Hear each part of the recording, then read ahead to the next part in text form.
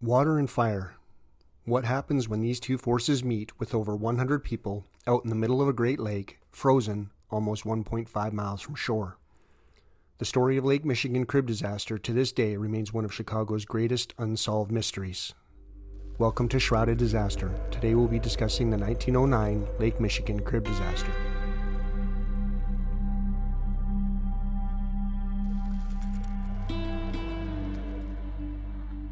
Nestled at the south end of Lake Michigan, Chicago was primed for industry with plenty of fresh water and an avenue for people migrating west. In 1840, the population of Chicago was a mere 4,470 people. The demographic was native-born Americans, Irish, German, and Scandinavian. By 1860, the population had surged to 112,000 people, mostly Irish, which accounted for one-fifth of the population.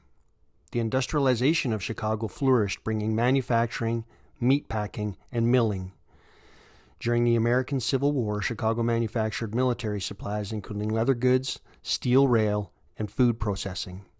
Further to this, it was also a major shipping hub of the American railroad system.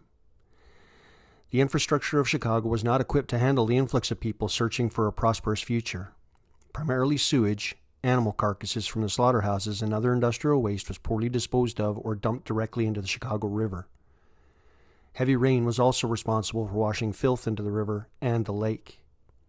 Chicago River flowed directly into Lake Michigan, resulting in contamination of the local water supply. Enter engineer Ellis Chesborough, born in Baltimore, Maryland, working as a surveyor in Baltimore, later moving to Pennsylvania. Chesborough worked on the construction of railroads until 1942, after which he became a farmer. Later, he became the engineer for the water systems of Boston and helped build the Coquitchuit Aqueduct and was named the first city engineer of Boston in 1851. In 1855, Chesborough was appointed engineer of the Board of Sewerage Commissioners because of his work on Boston's water distribution system. Dealing with the crisis was multifold, including reversing the Chicago River, raising Chicago to implement a sewage system, and building water cribs, which are structures used to house and protect water intake points further out in the lake, bringing in clean, uncontaminated water, all under the direction of engineer Chesborough.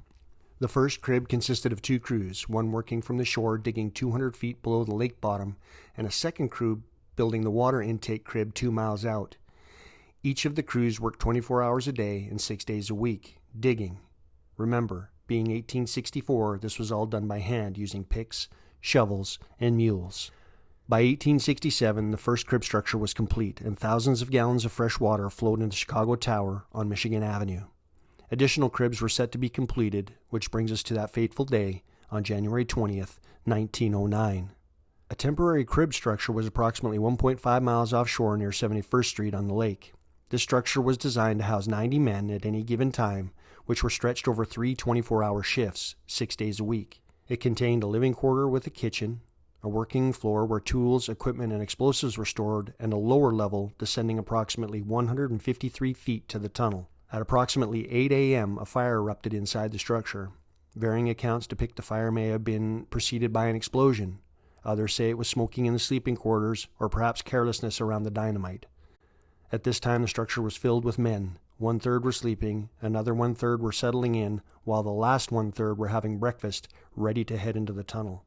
Chaos quickly ensued as a structure entirely made of wood that was designed to withstand wind and waves, but not fire. Firefighting equipment in the crib consisted of a few firefighting grenades, which were small devices filled with various liquids, including carbon tetrachloride, that are effective against fighting small fires. Either in a panic, these were never deployed, or the fire spread too quickly and were ineffective against the raging flames.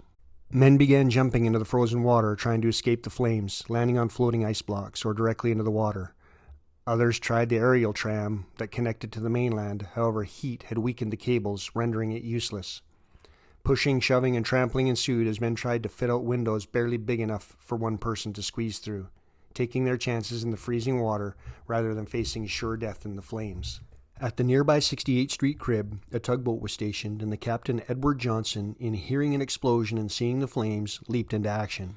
As this was a steam vessel, speed was not on their side. Traversing the icy water was approximately 1.5 miles to the flames.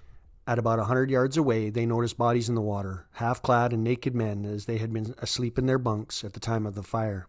some dying, some already dead, with many more on the floating ice blocks. They threw whatever they could overboard that would float in aid to getting the men out of the water. In all, just over 40 men were rescued. The tugboat unloaded the men whose condition was less severe at a nearby crib and then headed to shore with those men less fortunate. Arrangements had been made by radio for blankets and ambulance waiting at the shore. At the same time, fireboats steamed toward the burning structure.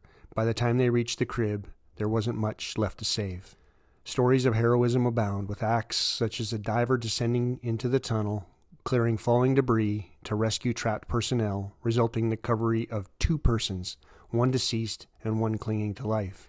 The tugboat T.T. Morford pulled numerous survivors from the freezing water. Without their efforts, the number of survivors would have been grim. The final toll for the disaster was between 60 and 70 dead.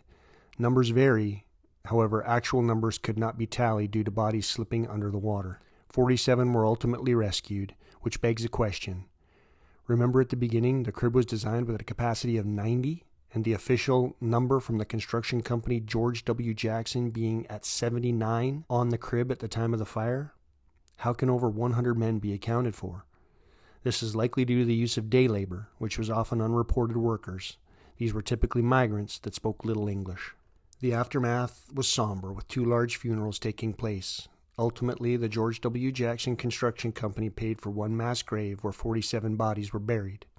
A small memorial plaque was laid that denotes the memory of the crib fire.